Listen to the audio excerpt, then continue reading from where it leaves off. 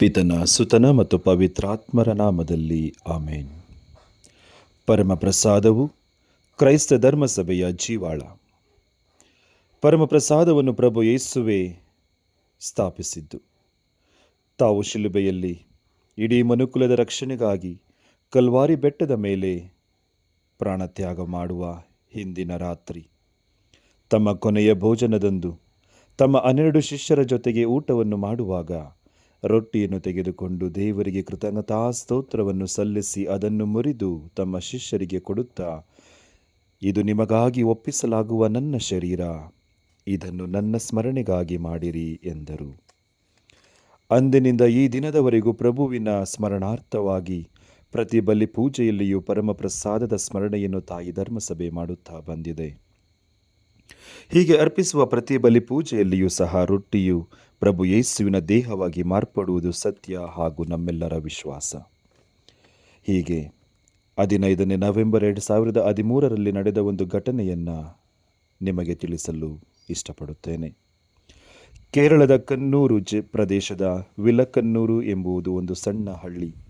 ಅಲ್ಲಿನ Christ the king ದೇವಾಲಯದಲ್ಲಿ ಅಂದಿನ ವಿಚಾರಣೆ ಗುರುಗಳಾದ ಸ್ವಾಮಿ ಥಾಮಸ್ ಪತಿಕಲ್ ಅವರು ಬೆಳಗಿನ ಬಲಿ ಪೂಜೆಯನ್ನು ಅರ್ಪಿಸುವಾಗ ರೊಟ್ಟಿಯನ್ನು ತೆಗೆದುಕೊಂಡು ಇಗೋ ನನ್ನ ಶರೀರ ಎಂದು ಹೇಳುವಾಗ ಆ ರೊಟ್ಟಿಯಲ್ಲಿ ವಿಚಿತ್ರವಾದ ಗುರುತೊಂದು ಕಾಣಿಸಿತು. ನೋಡುತ್ತಿದ್ದಂತೆ ಆ ಗುರುತು ಪ್ರಭು ಯೇಸುವಿನ ಮುಖದ ಚಿತ್ರವಾಗಿ ರೂಪುಗೊಂಡಿತು. ಬಲಿ ಪೂಜೆಯನ್ನು ಅರ್ಪಿಸುತ್ತಿದ್ದ ಗುರುಗಳು ಹಾಗೂ ಅಲ್ಲಿ ಬಲಿ ಪೂಜೆಯಲ್ಲಿ ಸೇರಿದ ಪ್ರತಿಯೊಬ್ಬರೂ ದಿಗ್ಭ್ರಾಂತರಾದರು. ಅನಂತರ ಆ ಪರಮ ಪ್ರಸಾದದ ವಿಷಯವು ಸುತ್ತಮುತ್ತಲಿನ ಪ್ರದೇಶದಲ್ಲಿ ಹಬ್ಬಿ ಸಾವಿರಾರು ಜನರು ಅದನ್ನು ನೋಡಲು ಬಂದರು. ಧರ್ಮಾಧ್ಯಕ್ಷರಿಗೆ ಈ ವಿಷಯವನ್ನು ತಿಳಿಸಲಾಗಿ ಅದನ್ನು ಹೆಚ್ಚಿನ ತಪಾಸಣೆಗಾಗಿ ವ್ಯಾಟಿಕನ್ ಹಾಗೂ ಕ್ರೈಸ್ಟ್ ಯೂನಿವರ್ಸಿಟಿಗೆ ತೆಗೆದುಕೊಂಡು ಹೋಗಿ ಸುದೀರ್ಘ 12 ವರ್ಷಗಳ ಕಾಲ ವೈಜ್ಞಾನಿಕ ತಪಾಸಣೆಯನ್ನು ನಡೆಸಲಾಯಿತು. ಎಲ್ಲ ತಪಾಸಣೆಗಳು ಮುಗಿದ ನಂತರ ಆ ರೊಟ್ಟಿಯ ಮೇಲೆ ಮಾನವನ ಯಾವುದೇ ಹಸ್ತಕ್ಷೇಪ ಇಲ್ಲ, ಯಾವುದೇ ಬಣ್ಣಗಳನ್ನು ಬಳಸಲಾಗಿಲ್ಲ ಹಾಗೂ ಇದು ಸ್ವಾಭಾವಿಕವಾಗಿ ಮೂಡಿಬಂದಿರುವಂತಹ ಚಿಹ್ನೆ ಹಾಗೂ ಇದೊಂದು ಪರಮಪ್ರಸಾದದ ಅದ್ಭುತ ಎಂದು 19 ಮಾರ್ಚ್ 2025 ಘೋಷಿಸಲಾಯಿತು. ಅಂದಿನಿಂದ ಸಾವಿರಾರು ಜನರು ಈ ದೇವಾಲಯಕ್ಕೆ ಭೇಟಿ ನೀಡಿ ಪರಮಪ್ರಸಾದದಲ್ಲಿ ಇರುವಂತಹ ಪ್ರಭು ಯೇಸುವನ್ನು ಆರಾಧಿಸುತ್ತಾ ಅವರ ಪ್ರೀತಿ ಹಾಗೂ ಕೃಪೆಗೆ ಪಾತ್ರರಾಗುತ್ತಿದ್ದಾರೆ.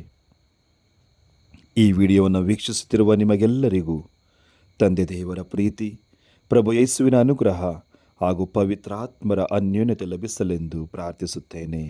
ಇಂತಿ ನಿಮ್ಮವ ಪ್ರವೀಣ್ ಕುಮಾರ್ ಆಂಟನಿ.